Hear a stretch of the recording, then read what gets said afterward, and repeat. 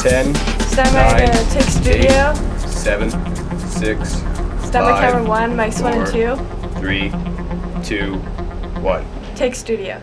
Hello, and welcome back to another episode of MCTV News. I'm your host, Bree Farough. And I'm Haley May. On today's show, Elizabeth Nelson brings us a report on the preparation of 10, 20, 30 track and field before they go off to their official event. Avery Pelletier shows us a report on the Awareness of World Down Syndrome Day. I bring you all the details about MCHS's food course.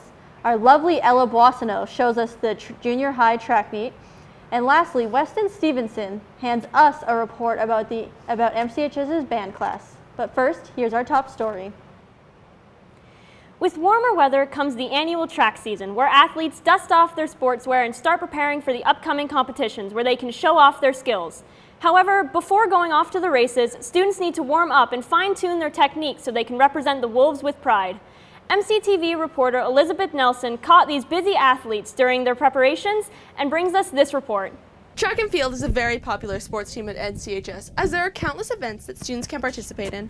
Students on the MCHS track team can participate in a variety of track events such as the 100 meter, 200 meter, 400 meter, 800 meter, 15,000 meter, and 3,000 meter, alongside hurdles. Similarly, there are plenty of field events for students who are not interested in running, such as long jump, triple jump, high jump, shot put, discus, and javelin. Students participating in this year's track and field team express their excitement for their events. Just going and spending the day with a bunch of my friends and just getting to hang out and maybe do good at an event that I've practiced for. Students must train to allow themselves to perform their event to the best of their abilities. Students on the team can train and get feedback from coaches during the after-school practices. Students spend at least 1 hour after school twice a week practicing, yet they are encouraged to come and practice on other days after school to improve their skills. Well, it takes a lot of dedication to really try and improve your fitness level because most kids are not, up to the standard that you need to, it's hard, right? Running hard, sprinting is hard. So basically we come out, we try to get them in shape.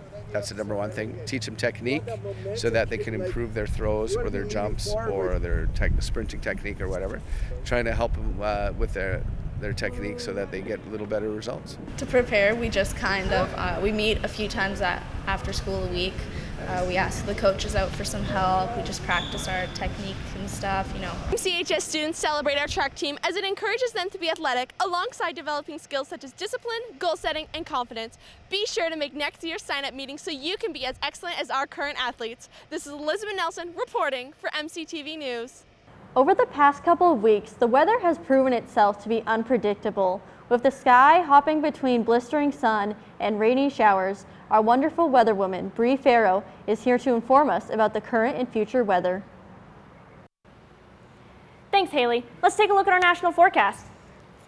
So up in Whitehorse, we're at 15 degrees, Yellowknife is 18, 14 in Vancouver, 27 in Regina, 22 in Winnipeg, 2 degrees up in Iqaluit, 16 in Toronto, 20 in Montreal, 22 in Halifax, and 11 in St. John. Let's take a look at our provincial forecast.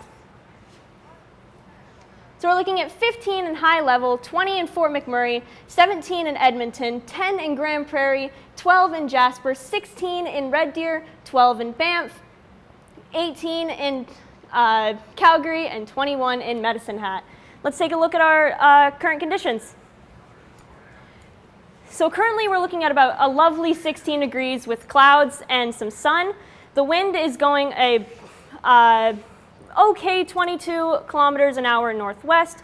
Relative humidity is looking dewy at about 83%.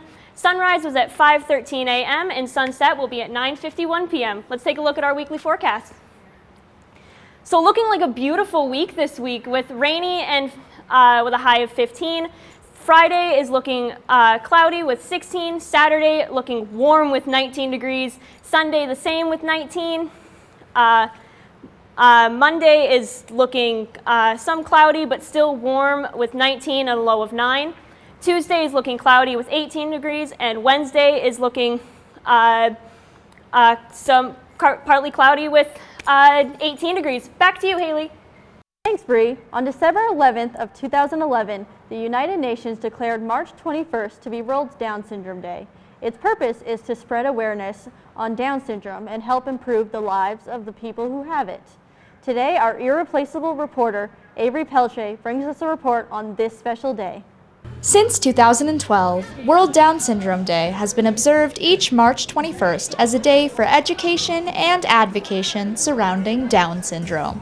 This year for World Down Syndrome Day, MCHS's RISE class organized a fundraiser and encouraged students to rock their funkiest socks, all in the name of showing support for students with Down syndrome. RISE stands for Respectful, Inclusive, Supportive Education, and it is a program that the G-Sacred District has. We wanted to make this day extra special, not only for the classroom, but also for the school community. The main event of the day was a bake sale organized by the RISE class. Cookies, popcorn, and cereal squares were all sold, with proceeds going to the Special Olympics Alberta, an organization which enriches the lives of individuals with intellectual disabilities through sport. Our students wanted to make sure that it was a school community activity. So we were selling our goods for a very reasonable price because we wanted them to take that initiative. We make posters, cookies, and have fun.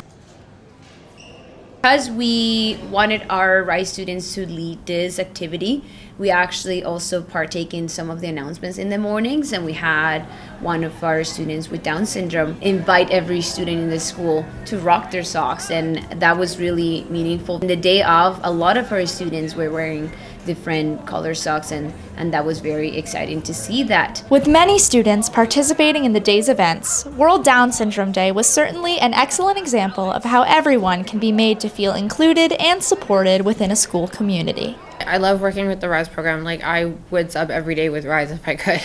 Like, the kids are absolutely fantastic. It's just such a rewarding class to be in. They have such great outlooks on life and perspectives that you would never even think of. They're no different than we are. They just learn differently, and they just express emotion differently. For MCTV News, this is Avery Pelletier reporting. Here are your announcements for Wednesday, May 29th. Interested in taking a couple days off to explore the great outdoors? The 11th annual Fred Sharman Memorial Hiking Trip is taking place next September, where students get the opportunity to hike through the Columbia ice fields and experience the wonders of the Canadian Rockies. There will be an information meeting tomorrow in the Fashions Room, and spots are on a first-come, first-served basis. For more information, please contact Mr. Battestein, Mr. Coxon, or Mrs. Stafford. Looking for a quick volunteer opportunity within the school? The year-end celebration is next week, and Mrs. Sansano is looking for students to read during the ceremony. If you're interested, please email her or find her in the cosmetology lab at lunch. This July, the 3rd annual TP Summit is being held for First Nations youth in Alberta. This important assembly will take place July 19th to 31st, and registration is free. Please see Mrs. Connell for additional information and a registration sheet. Ever wanted to find a career in nature? The Wonder Wardens is running a summer camp August 20th to 22nd and is geared to inspire and educate young women aged 16 to 18 about possible jobs as Alberta Fish and Wildlife Officers. If you're interested, please see Student Services for more information. For these and all other student information, keep connected by listening to the daily announcements, logging on to the school's website at www.mchs.gsacred.ab.ca, or by following the school on Facebook, Twitter, or Instagram. As well, be sure to subscribe to our YouTube channel by searching MCTV Morinville. They say food is the way to a person's heart, and it is certainly true for mine. In honor of my favorite class, today I bring you a report on MCHS's Food 10-20-30 program. Foods is by far the most popular course in MCHS, and it's no surprise as to why. With dishes ranging from the most leany of meat to the most green of vegetables, who couldn't want to take this course? I'm your reporter, Haley May, here to give you all the details on this class beyond just eating. Food studies is not just about cooking. Obviously, cooking is a huge part of what we do in food studies class, but more importantly, food studies is, I would say, the exploration of food. So all aspects of food. What is food? What are the different ingredients you use in food? How are they applied to cooking? Foods 10 is kind of like the basics. You'll do like a couple of different units. The one that we just finished up now was fruits and vegetables, which in my opinion was my favorite because I am a big fruits and vegetables person. So Foods 20 is just the step up from Foods 10.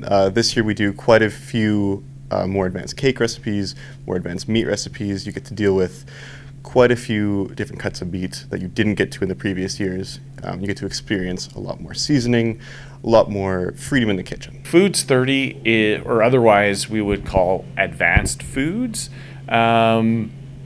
basically is a build-off of introductory and intermediate foods. So in advanced foods, you get 30 level credits. But there's a lot of similarities you'll find between advanced foods and the two previous levels of foods. Despite the fact that foods is such a surprisingly academic class, there are still fun parts to it, the most obvious being eating.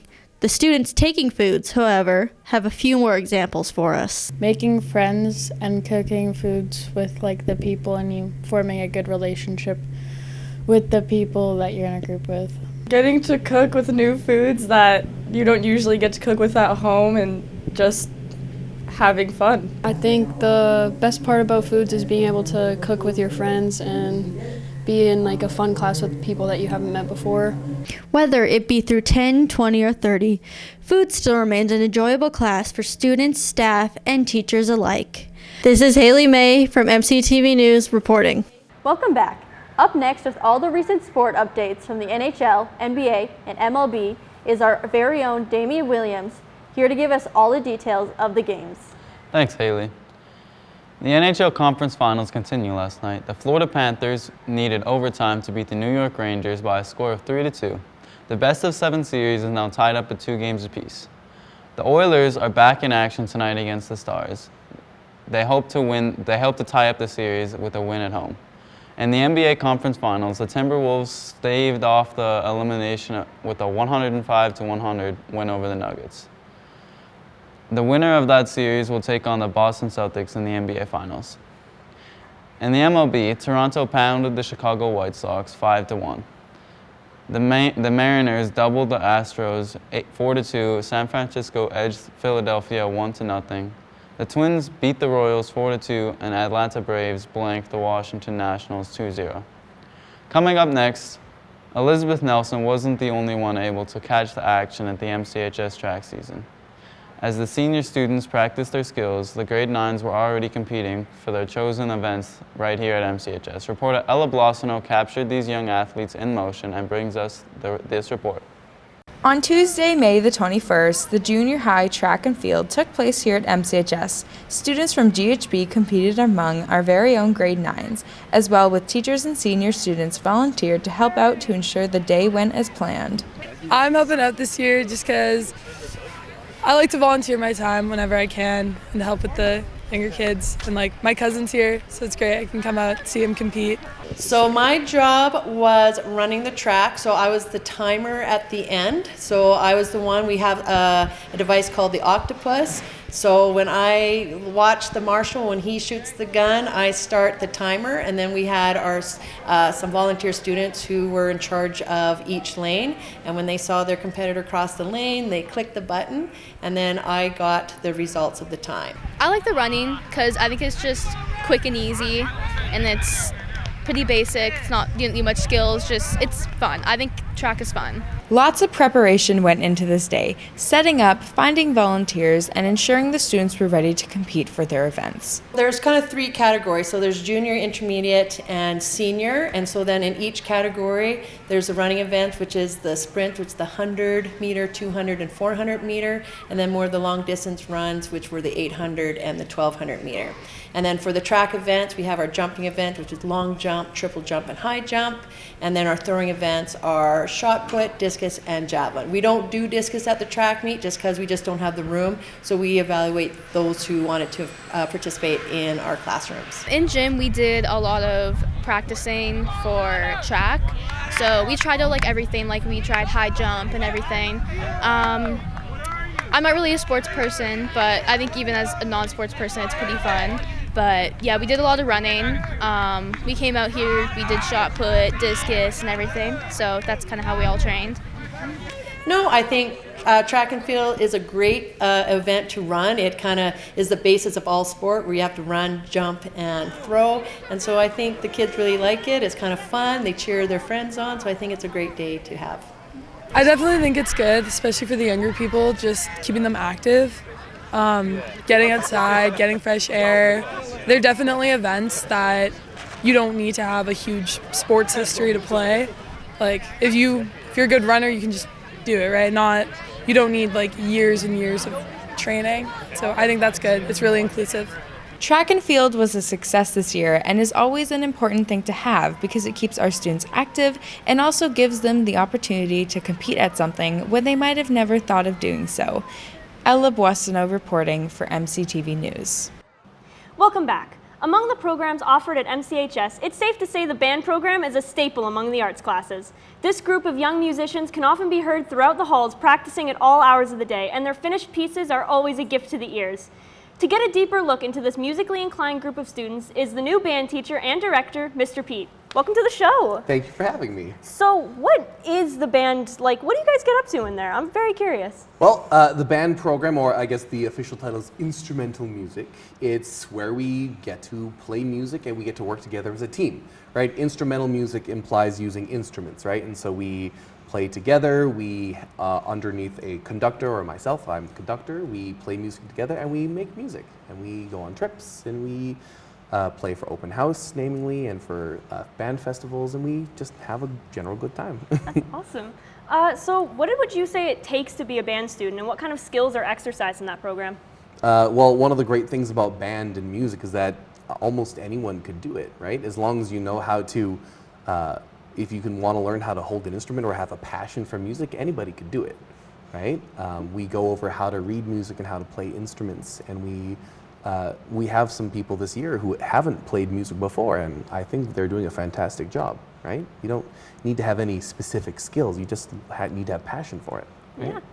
So what would you say, for students looking to go into band, what would you say that they can kind of expect from that program, and like what kind of things do you get up to outside the school? That's a great question. I think if anyone wants to join band, if they want to, whether they have music experience or not, I think they need to look towards finding an instrument that they want to play. Instrumental music is specifically wind instruments, so we have like things like trumpets, saxophones, trombones, tubas. We have percussion if you want to like hit things, and we actually have 2 bass guitarists this year, and so those are like the kind of instruments that you have to pick. And yeah, it's where we learn how to read music, and it does take a little bit of practicing. It takes some time at home, and I think that's like the most demanding thing about it in regards to like taking the class, right? Just some little bit of homework. Interesting. Okay. So what goes into like preparing the band classes and like preparing for these events, and what's the behind the scenes of it all? Well, I mean, that's a lot of homework for me. That's my homework. Preparing for music or for class in general, it involves picking your music, knowing where the kids have to practice. Like if I know that the flute has a really difficult part in the beginning as compared to the trumpets where I have them play something difficult at the end, I'm going to have them practicing different parts. It takes a lot of research looking into what music, which parts of the music is important for which person. Right? That's the stuff that I have to worry about the most. Oh, interesting. Okay.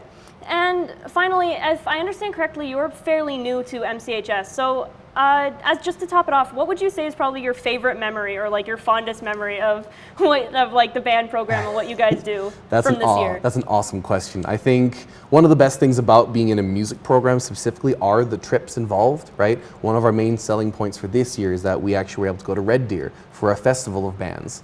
And I think my favorite moment was, funnily enough, not the playing.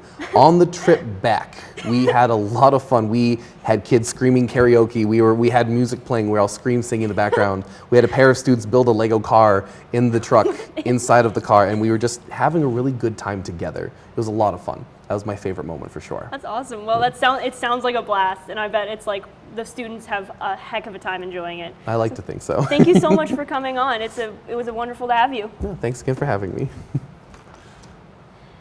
Coming up next, a closer look at the day-to-day lives of students in the band program and really showing us firsthand what our guest students are capable of.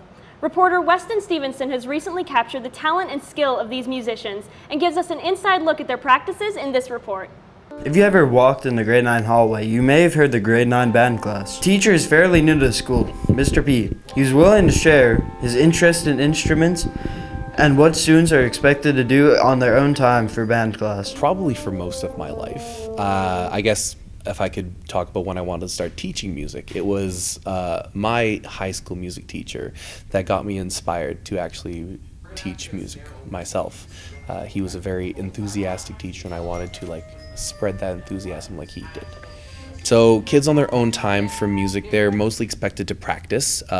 Music class, when we're in class, we're meant to work together as a team. When they're outside of class, they're meant to practice on their own, right? They look at their music by themselves. Practice at home, rehearse together. The students and Mr. Peet were willing to share what they find challenging about band class. I find challenging is that it's tough to learn new songs and you kind of just jump into them sometimes.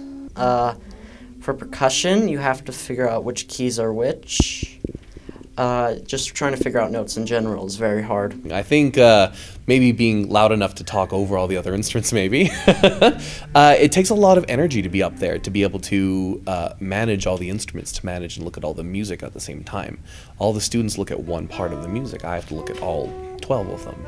Mr. Peet and the students were willing to share why people should join band class. Well, I think students should join band because it's a great way to try new things and learn about other sports.